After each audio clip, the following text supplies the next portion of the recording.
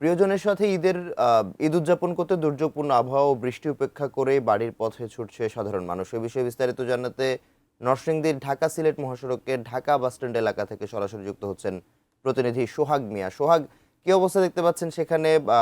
এই দুর্যোগপূর্ণ আবহাওয়া নিশ্চয়ই একটা ভোগান্তিতে পড়েছেন সাধারণ যাত্রীরা, কেমন দেখছেন? আপনাকে আমি রয়েছি ঢাকা সিলেট মহাসড়কে ঢাকা বাসস্ট্যান্ড এলাকায়। আর এই এলাকা সহ নরসিংদীর যে গুরুত্বপূর্ণ বাস স্ট্যান্ড বা বাস টার্মিনাল সহ যে এলাকাগুলো রয়েছে সেই এলাকাগুলো ঘুরে আমরা দেখেছি যে সকাল থেকেই ভারী বৃষ্টি হচ্ছে, পাশাপাশি হালকা দমকা হাওয়াও রয়েছে।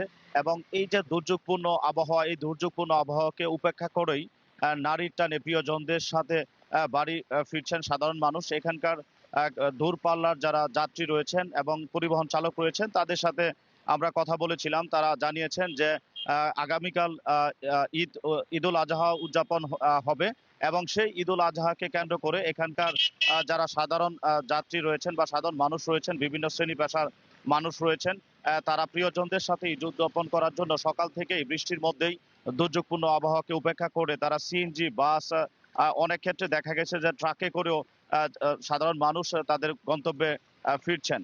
এখানকার যারা পরিবহন চালক রয়েছেন তারা বলছেন যে বৃষ্টির কারণে রাস্তা কিছুটা পিচ্ছিল হয়ে গিয়েছে এবং তাদেরকে ধীর গতিতে গাড়ি চালাতে হচ্ছে। তারপরেও তারা চেষ্টা করছেন যে সাধারণ মানুষকে তাদের গন্তব্যে পৌঁছে দিয়ে তারা যাতে তাদের ঈদটা ভালোভাবে উদযাপন করতে পারে সেই বিষয়টি নিশ্চিত করতে আমরা সকাল থেকে দেখেছি জেলা পুলিশ সহ ট্রাফিক পুলিশের কয়েকটি ইউনিটকে বৃষ্টির মধ্যে যাতে যানজট সৃষ্টি না হয়, সাধারণ মানুষ যাতে ভোগান্তি মুক্ত ঈদ উদযাপন করতে পারে সেই বিষয়টি নিশ্চিত করতে।